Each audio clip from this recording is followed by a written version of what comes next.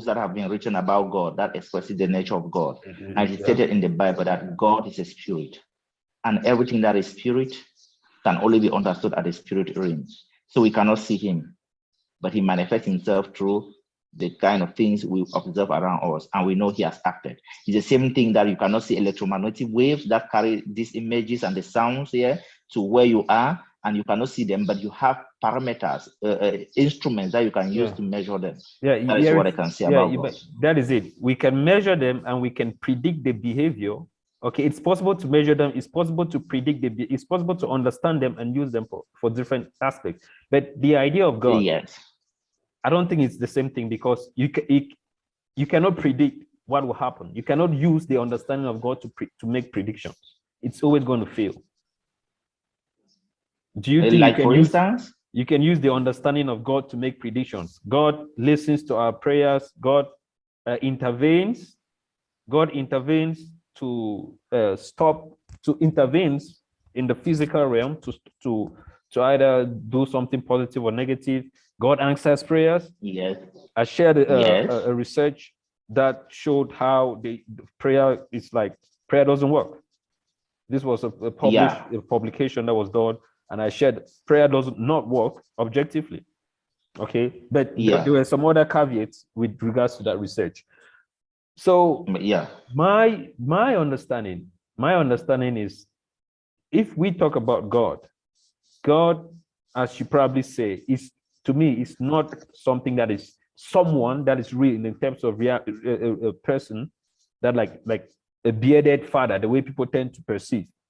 To me, it's an idea.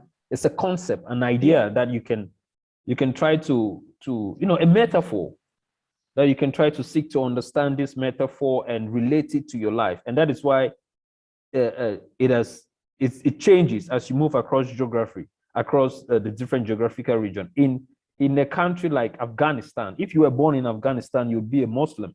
Okay, you believe in Allah. Sure. If you were born you were born in probably Uganda or where you are, there's a likelihood that you'll be Christian. So it seems to me that God changes as you move from geography to geography. So it was created by the people.